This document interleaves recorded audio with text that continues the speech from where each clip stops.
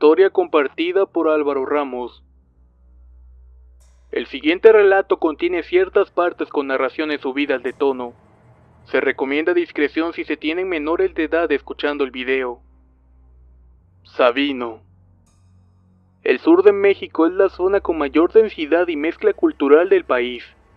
He estado en contacto con infinidad de historias y leyendas, muchas de ellas enfocadas en el misticismo y la brujería, otras tantas en la fantasía y ese amor desesperado por descubrir si existe la vida después de la muerte. Dado que como la mayoría de las familias de esta parte del país, fui educado como católico, tiendo a menospreciar y a tomar como meros cuentos lo que escucho de la gente de antes, cuando se trata de leyendas o asuntos paranormales. Hasta el día que conocí a Sabino. Sabino es un tipo normal, tiene un trabajo, 2 hijos, una esposa, y como muchos hombres, tiene un amante. Pero a decir de Sabino, solo su esposa está en su corazón. La vida de Sabino gira en torno a trabajar para mantener a su familia, y que le alcance para llevarle algún regalo a su amante. Una persona como él no tiene mucho tiempo para andar de curioso. Por eso cuando Sabino dice que conocer a la tía Chenda no fue planeado, yo le creo completamente.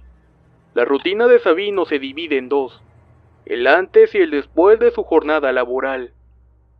Él es chofer de camiones de pasajeros y viaja diariamente entre 3 comunidades transportando gente, para lo cual su rutina de la mañana es muy estricta. A diario se despierta a las 4:30 de la mañana, se baña, cabe mencionar que tiene sobrepeso y por el calor suda durante toda la noche. Tras el baño desayuna fuerte y toma mucho café antes de irse. Una vez la jornada laboral termina, la rutina es un poco más variada. Dependiendo del día puede que Sabino esté sentado en una cantina jugando cubilete, o pueda que esté cenando en alguna taquería con Ana, ocultándose de las miradas chismosas de la gente que pasa cerca, puesto que Ana tiene 17 años menos que él. Fue una de las noches en las que jugaba cubilete con 2 compañeros choferes, que escuchó un relato sobre una mujer de la que poco se sabía. Tan solo que era la dueña de un enorme terreno, muy cerca de la desviación conocida como La Chirrera. La historia contaba que la mujer nunca era vista por las mañanas, y que nunca visitaba los pueblos cercanos para hacer compras o para atenderse.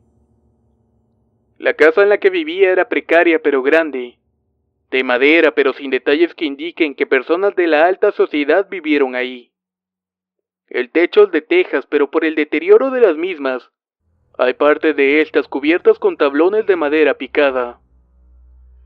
El terreno en el que se encuentra la casa es vasto, seco, árido y sin rastro de haber sembrado algo en años. No cuenta con luz eléctrica y no parece tener más que un pozo y 2 árboles de mango. Para llegar a ese terreno pasas 2 canales y un rancho ganadero, en un largo camino de terracería y piedras, lo cual lo hace muy poco accesible. Si logras llegar a la entrada no ves más que la delimitación del terreno hecho con troncos secos de cocuite y un oxidado alambre de púas. Incluso hay tramos donde ni siquiera hay alambre. A decir de don Félix, la casa se ve desde la entrada del terreno, pero nunca se ve a nadie.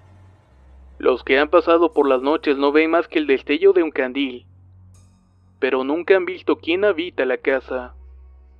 Como la mayoría de estas historias surgen dudas. ¿Cómo saben que es una mujer? ¿Vive sola? ¿De qué vive? ¿Quién la ha visto? La respuesta de don Félix fue que el dueño del rancho ganadero que está antes de llegar a esa propiedad la conocía. Según él, por el asunto legal sobre la delimitación del terreno y por la desaparición del ganado durante una época. La descripción que dio el ranchero era la siguiente. La mujer era muy anciana.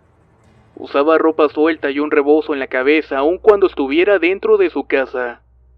Mide más o menos 1,5 metros. No usa zapatos y tiene una voz muy grave como de fumadora. A la mujer la acompaña un enorme y agresivo perro negro, al cual tuvo que amarrar para que no atacara al ranchero. El carácter de la mujer es tosco y no acepta que la inculpen por actos fuera de su poder, como por ejemplo la desaparición del ganado. Todos los ganaderos o rancheros de por ahí le tienen miedo, continúa don Félix. Unos dicen que heredó todo de su marido, que era un bandido y asesino en las épocas después de la revolución, y que le daba una vida horrible, llena de golpes, abusos y amenazas, que la hicieron ser una mujer casi sin sentimientos. Otros dicen que ella mató a su marido volviéndose loca cuando supo que ésta la engañaba con su hermana, y así al final heredó el terreno. Otros simplemente le temían porque decían que la mujer era una bruja. La palabra bruja le pareció graciosa a Sabino, quien tuvo un recuerdo de la vez que hizo el amor por primera vez con Ana. Para él las brujas solo consiguen que tu pareja no te dejara o que te maldecían si las traicionabas. Ana esa noche le dijo que ella era una bruja, y que no le iba a permitir que la dejara, amenazándolo con hacerle un trabajo a sus hijos si se atrevía a dejar de verla. Pero a Sabino le dio más risa que miedo esa amenaza. Sabino nunca contó esa historia a su familia, pues pensaba que era producto de la imaginación de don Félix, conocido por exagerar lo que a él otras personas le contaban como ciertas. En cambio, pronto olvidó la historia y los detalles. 2 meses después, con el asunto completamente olvidado, Sabino tuvo un percance con el tramo que conectaba el pueblo de Santa Clara con la comunidad de Cabezales. Este chocó de lleno con una camioneta, hiriendo al conductor y atropellando a un perro. Al creer que el conductor de la camioneta había muerto por ver la sangre que había dejado el perro, se dio a la fuga entre un maizal con dirección a la carretera que conecta el estado de Veracruz con Oaxaca. Según cuenta Sabino, la noche lo alcanzó y nunca encontró la carretera federal. Terminó tomando como refugio una construcción en obra negra que estaba junto a un rastro. Él no veía bien. El cansancio, la deshidratación, la falta de comida y el descenso de la adrenalina en el cuerpo causaron que la mirada se le nublara y tuviera mareos. Para esas alturas él no sabía qué hora ni dónde estaba. Solo sabía que lo buscaban por la muerte de una persona. Al otro día se acercó a una casa a pedir agua y comida. Les dijo a las personas que lo ayudaron que era indocumentado y que se había perdido. La familia le prestó el teléfono para hablar con un familiar que supuestamente tenía en México. Sabino le marcó a Ana. Ana tiene una historia de abandono, abusos y adicciones desde muy corta edad, por lo cual no buscaba una relación seria con nadie. Solo buscaba quien le diera las cosas que ella quería, cosas que no eran un lujo, pero para ella eran caprichos que la hacían sentir más querida que las esposas de sus amantes en turno. Cuando Ana le contestó, Sabino se echó a llorar y le contó lo sucedido. Le dijo que tenía que esconderse hasta que su patrón arreglara el problema con el abogado. También le dijo que no había hablado con su esposa Reina, porque no la quería meter en eso, y porque sabía bien que la policía no iba a buscar a Ana. Ana le dijo que no se preocupara, pues ella conocía a alguien que le podía dar dónde quedarse unos días en lo que la situación se aclaraba. Acto seguido le dio instrucciones precisas de cómo llegar a donde sus conocidos le dirían cómo llegar a su destino, y le advirtió que no fuera por la noche, que eran personas muy desconfiadas, y que le podían disparar si se aparecía por la noche en su casa. Lo que Ana no le dijo a Sabino fue que el conductor de la camioneta no había muerto, que estaba en el hospital pero que no corría peligro alguno, y que la sangre era de un perro que iba en la camioneta y murió. Tampoco le dijo que el seguro del camión estaba pagando los gastos médicos, y que el abogado del patrón le había conseguido un amparo. Todo esto en un día. Algo raro si se piensa en cómo funcionan las cosas en México. A decir de Sabino, si él hubiera marcado a su esposa y no a Ana, él no hubiera tenido que conocer a la tía Chenda. Pero lo hubiera no existe. Con el poco dinero que traía compró comida y comenzó a seguir las instrucciones que Ana le había indicado. No podía tomar camiones ni taxis, pues él pensaba que habría retenes buscándolo. Tampoco podía dejarse ver en los pueblos por dicha razón. Tomó un camión vecinal en el que se encontraba una persona cada 20 minutos. Al fin llegó a una desviación que lo dirigiría a una comunidad en donde una mujer llamada Flor le iba a indicar cómo llegar a su destino llamado Tibernal. Flor parecía una mujer de 40 años, pero en realidad estaba al final de sus 20. Tenía 2 hijos varones, una mirada y voz cansada, así como unas manos llenas de callos que indicaban que había trabajado en el campo desde niña. Además, Flor era viuda a su corta edad, y tenía una cicatriz en la cara que parecía hecha con un cuchillo caliente. Ese tipo de cicatriz que no solo corta, sino que deja la piel quemada y derretida. Pasaban las 4 de la tarde cuando Flor le dio una jícara con agua y 3 guayabas para el camino, y también le recomendó lo siguiente: si te agarra la noche, mejor te regresas por el mismo camino y te quedas a dormir aquí. Sabino, que era un hombre de pueblo, sabía que a los hijos de Flor no les iba a caer para nada bien la noticia de que un desconocido durmiera en la casa, a lo que solo contestó con sí, aunque sabía muy bien que no lo haría. En esta parte de la historia, todos los acontecimientos aquí narrados son descripciones e indicaciones hechas por Sabino en estado de ebriedad, ya que según dice que esa historia no la cuenta sobrio, porque siente que la tiene atrás. Caminé por el camino que me había dicho Flor. Por alguna razón Flor se me hacía conocida. El camino no era más que tierra seca, de un lado la cerca de ranchos, y por el otro también. Algunas veces me encontraba algún cristiano caminando con su perro o con su caballo, pero fueron máximo 3. Durante la caminada sentía como si me acompañaran. Me sentía observado, seguido. Yo decía que eran mis delirios de persecución, porque pues bueno, acababa de matar a alguien según yo. Ya eran como las 6 de la tarde y el sol comenzaba a esconderse, pero ya había avanzado un chingo, pura madre me regresaba. Pasé cerca de una casita al borde del camino, y cuando le di las buenas noches al hombre que estaba afuera limpiando maíz, un perro se me abalanzó. Yo me asusté y de buenas a primeras el perro también se asustó. Me tenía más miedo a mí que yo a él. Eso me tranquilizó, pero al viejo ese no le hizo gracia y me dijo: lárgate de aquí y llévate esa madre, porque aquí ya estamos hasta la madre del desperdicio. ¿Esa madre? ¿Desperdicio? ¿De qué me estaba hablando el viejo? La verdad yo pensé que estaba pedo y seguí caminando. Me dio la noche pero no sentía miedo. Le tenía más miedo a la cárcel que a la noche. Dicen que en la cárcel te violan. En las noches cuando mucho me iban a matar. Por fin vi una casita que tenía una luz prendida dentro, pero no veía gente. La cerca estaba toda oxidada y caída, pues me metí al terreno y caminé hacia la puerta de la casa gritando: ¡buenas! Pero nada, nadie salía de la casa. Cuando estaba como a 50 metros de la casa escuché un perro y me detuve. No quería que me saliera a morder, ya no tenía piernas para correr. Por suerte el perro no estaba suelto, lo tenía agarrado una anciana. Esta anciana no medía más de 1,40. Era pequeña y caminaba encorvada y tenía como una jorobita. Se encontraba descalza y usaba una falda larga, pero se le veían los pies llenos de venas y manchas. Era de noche y traía un trapo en la cabeza, como para taparse del sereno. Su voz era ronca como de alguien enfermo de los pulmones. Si bien no le veía la cara de primera vista, sentía su mirada, fuerte y directa sobre mí. La mujer me preguntó que qué hacía en su propiedad, que si no me iba a disparar y luego iba a soltar al perro para que terminara de matarme. Casi me cago del miedo.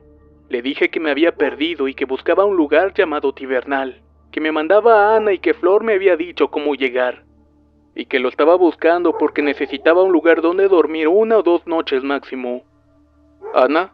¿Ella te mandó?, dice la anciana. Yo le contesté que sí, y con un movimiento de manos cayó al perro que no me dejaba de ladrar desde que había llegado. Me invitó a pasar y me dijo: aquí es Tibernal, y yo soy la tía Chenda. Sabino hace pausa para dar un trago a su caguama y dice: puto el que no me crea, y continúa con la historia. Adentro de la casa no había más que unos muebles viejos, una cocina que se caía a pedazos, la madera de las paredes estaba húmeda y podrida, el techo de tejas estaba derrumbando, el piso era de tierra y había velas por todos lados. No sé cómo una viejita podía vivir ahí. Parecía no tener comida, pero tenía muchas hierbas. Ya dentro de la casa me invitó a sentarme en lo que parecía la sala. Los muebles tenían polvo sobre polvo y en las paredes solo había una foto de una joven pareja vestida de novios. Pero me dio miedo preguntar si era ella con su marido. Capaz que el señor estaba muerto y la doña se ponía triste. De no sé dónde me dio un té, según ella para reponer las fuerzas del camino y un pedazo de pan duro. Mientras tomaba y comía, ella me hacía preguntas sobre Ana. ¿Cómo está Ana? ¿Dónde vive? ¿Tú eres suyo? Yo le respondía de manera general a sus preguntas, pero ella era insistente. Quería saber todo sobre Ana. Para evitar tantas preguntas le pregunté cómo conocía a Ana y a Flor, si era su familiar o amistad de su familia. La tía Chenda respondió: a las niñas las conozco desde chicas. Ana se vino a vivir conmigo cuando tenía 8 años. No aguantaba a su papá y su mamá era una pendeja. Un día vino y me dijo que se quería quedar a vivir conmigo y le dije que sí. Flor nunca vivió conmigo, pero siempre que necesitaba algo venía con nosotras. Ella trabajaba desde niña y sus hermanos la vendían con sus amigos. Eran unos cerdos. Afortunadamente murieron jóvenes y le dejaron de hacer daño. Yo me sorprendí que unas mujeres tan jóvenes pasaran su niñez cerca de una mujer tan anciana. La plática se hacía lenta y cada vez había menos temas de conversación. Aparte, el sueño ya me estaba ganando. Le pedí permiso a la anciana para dormir en el sofá, pero ella me ofreció su cama. La verdad, yo no quería, pero la mirada de la mujer era tan pesada que era imposible decirle que no. Y esto era más por miedo que por educación. Me fui a dormir y me pude quitar el pantalón y los zapatos.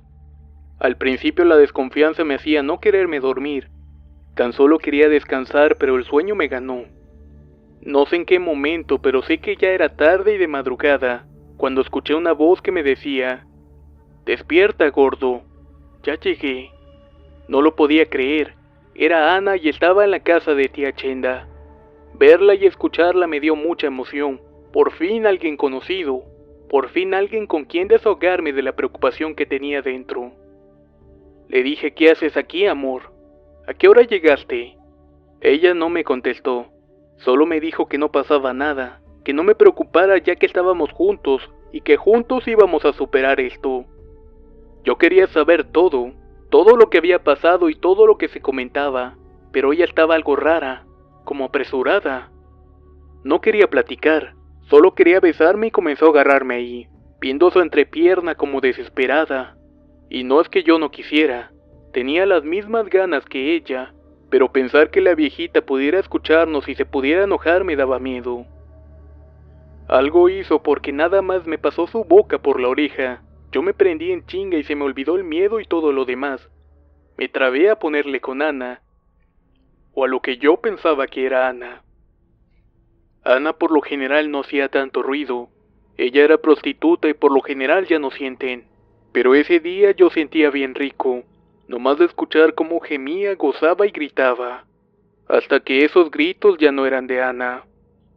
Como estaba bien oscuro no podía ver nada. Pero escuchaba un jadeo y gemidos graves. A veces roncos y un jadeo acompañado de garraspera. Como cuando estás borracho y roncas. Pero no era Ana. Yo lo sabía y como pude comencé a tocarla y sentía su figura algo extraña.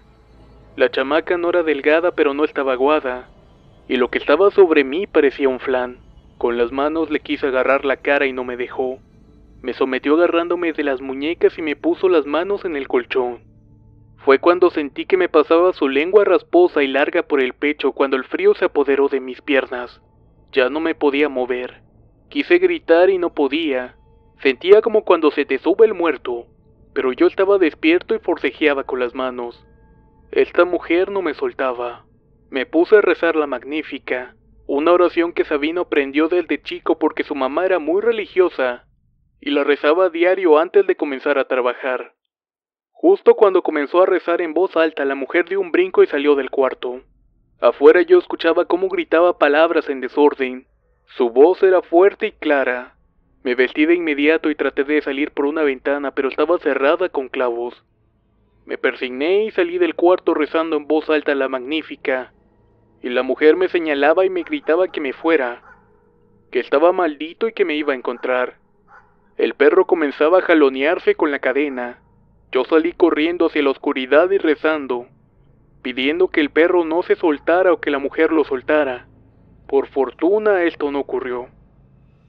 En algún momento me detuve y vi que nadie me seguía, pero las ramas de los árboles se movían como si algo anduviera en las copas. Yo sentía frío y miedo. Caminaba llorando y rezando. Los pies me temblaban y las manos eran incontrolables. No sé cómo, pero terminé desmayándome. Me despertó un hombre que pasaba en un caballo. Ya era de día y yo estaba descalzo y en posición fetal. El hombre que me encontró me dijo que estaba muerto de miedo y que repetía la palabra reina, el cual es el nombre de mi esposa. Me dijo que lo esperara un momento y no tardó ni 5 minutos cuando me trajo agua, queso y 2 tortillas. Después de comer me llevó a su casa y le conté todo, desde el accidente hasta lo que me había ocurrido en la casa de la tía Chenda. El hombre no parecía sorprendido. La mujer del hombre me dijo que la tía Chenda era bruja y que nadie se acercaba por ahí, y mucho menos de noche, que una vez al mes se escuchaban gritos y risas, como si hubiera una fiesta y luces como de lumbre que llegaban a esa propiedad. En la cercanía se dice que son fiestas satánicas, donde otras brujas se reúnen y adoran al demonio. Me dijo también que yo tenía suerte de haber salido vivo de ahí, y que me fuera a confesar lo más pronto posible. La familia que me ayudó me dio chance de bañarme, y el señor me llevó a caballo hasta la desviación de la Chirrera, lugar donde yo iba a agarrar uno de esos taxis rurales y llegar a mi casa. Sabino cuenta que cuando llegó al pueblo donde vivía, la gente lo veía como viendo a un fantasma. Un conocido se acercó y le dijo que en su casa ya lo iban a empezar a velar, porque todos pensaban que estaba muerto. Su conocido lo llevó en una camioneta a la casa y efectivamente, había gente llorando y esperando lo peor, entre ellos su mujer y sus hijos. Sabino se echó a llorar al ver a su mujer y así estuvo durante 1 hora. Cuando pudo tranquilizarse agradeció a los vecinos la preocupación y pidió lo dejaran solo con su familia. Tenía que hablar con ellos muy seriamente. Esa tarde Sabino le contó todo a su familia, desde el amorío que tenía con Ana hasta los acontecimientos de la noche anterior. Su familia no sabía si sentir coraje, miedo o alegría de que Sabino estuviera de nuevo en la casa sano y salvo. Sabino les contó cómo la Magnífica le había salvado la vida, y cómo ese evento lo había hecho recapacitar sobre su vida. Les pidió perdón y una segunda oportunidad. Sabino hablaba muy en serio. Al día siguiente Sabino se presentó en la comandancia de la policía para arreglar el problema del accidente y conoció toda la verdad. Ahora solo debía pagar una multa de tránsito y esperar el juicio, pero todo esto en libertad gracias al amparo que su patrón le había tramitado. Le pidió a su familia que lo acompañaran a confesarse y a dar gracias a Dios y a la Virgen por haberlo salvado. Al terminar en la iglesia, Sabino le pidió a su familia que lo dejara solo. Tenía que ir con su amigo don Félix para contarle todo lo que le había ocurrido. La realidad es que Sabino iba a ir a ver a Ana. Tenía la intención de decirle que no la quería volver a ver, y también reclamarle por qué lo había enviado con esa mujer. Cuando Sabino llegó a la casa de Ana vio todo cerrado, y usó la llave que tenía para entrar. Una vez adentro se dio cuenta que la casa estaba vacía, solo quedaban algunos trapos y zapatos viejos tirados, y una caja con papeles, fotos y artículos personales de Ana. Sabino pensó que tal vez regresaría por sus cosas, así que decidió esperarla un rato más. Pasaron 2 horas y Ana nunca llegó. Enojado y sin nada que hacer, comenzó a revisar las cosas de la caja. Allí encontró varias fotos, una en especial que ya había visto en la casa de la tía Chenda.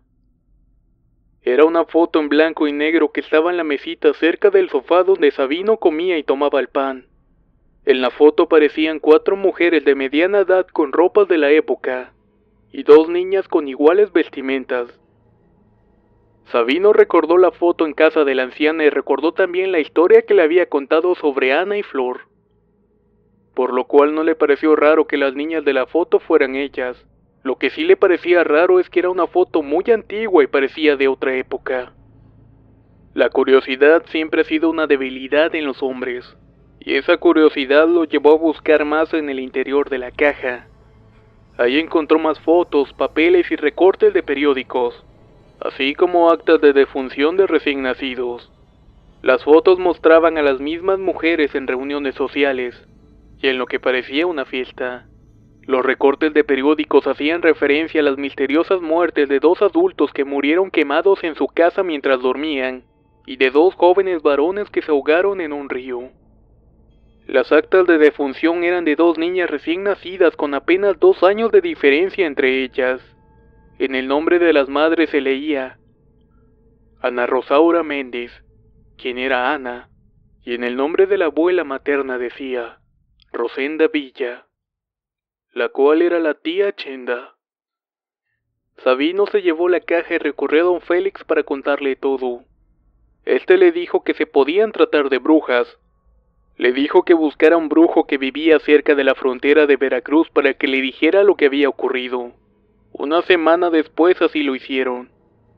Cuando llegó al lugar lo recibió un hombre muy alto y delgado. Y a decir de Sabino, el hombre conocía sus nombres y veía su preocupación en la frente. Esa información pudo haber sido dada por don Félix previamente para darle más fuerza a la reputación del brujo. También comenta que el brujo no poseía más que algunas imágenes religiosas y esotéricas, así como un saumerio en su casa. Sabino le contó con lujo de detalle la historia y le mostró los documentos de la caja. El brujo los analizó y según él, vio más allá en cada una de las fotos. El resultado fue desalentador. El brujo les confirmó lo que don Félix había comentado desde un principio. La historia del brujo era que las 4 mujeres de la foto eran brujas, y que vivían de robarle la vida a los hombres, y además engañaban a las niñas para que así acudieran a ellas, y así poder convertirlas en brujas. Les dijo que las brujas representan una parte del ejército de Satanás, y que mientras más hay, más se fortalecen. También les comentó que cada luna nueva, las brujas hacen su aquelarre para invocar y ofrecer vida a Satanás, y que para esto necesitaban nombres. Tía Chenda solo era una de las 4 brujas principales de esa junta de brujas, y Ana era una bruja joven. Ana extendía su vida a base de la vida de los niños, y eso la mantenía joven, lo cual hacía estar más activa durante el día buscando niños y desapareciéndolos, a diferencia de tía Chenda, una bruja antigua que cada día se debilitaba más por la falta de hombres a los cuales quitarle sus años de vida, que esa debilidad le impedía salir de su terreno, y que tenía un guardián que la protegía de algún enemigo. De Flor le dijo que fue engañada por otra bruja, que usó a sus hermanos para alejarla de su familia y acercarlas a ellas, pero Flor era una bruja blanca. Nunca desarrolló poderes oscuros y fue expulsada de la junta, pero no desterrada. Ella sirve para enviar gente a las brujas a cambio de no meterse con su familia. Las 2 niñas que aparecían en el acta de defunción eran de Flor. Ella no quería tener hijas para que no se las quitaran las brujas, y al nacer las dejó morir fingiendo muerte de cuna. Para proteger su identidad, Ana registró a las niñas a su nombre y así ofrecerlas al maligno. Por último, el brujo le dijo a Sabino que necesitaba deshacerse de todo lo que tenía dentro, ya que por un buen tiempo estuvo teniendo sexo con una bruja, y bien o mal eso lo hacía ser parte de ella. Sabino preguntó que si eso había sido lo que lo había salvado de ser atacado por el perro del hombre que limpiaba el maíz. En ese momento él se sentía acompañado, y al parecer algo había asustado al perro y lo había ahuyentado. Pero la respuesta fue no. Quien te acompañó durante todo el camino era otra mujer. Quien sostuvo la cadena del perro de tía Chenda fue otra mujer. Quien te cuidó toda la noche después de desmayarte fue otra mujer. Sabino accedió y acto seguido el brujo, cual mago callejero, le pidió sacar una carta de una baraja inglesa y Sabino lo hizo. La carta era la reina de corazones, como su esposa reina, a decir de Sabino, la única en su corazón.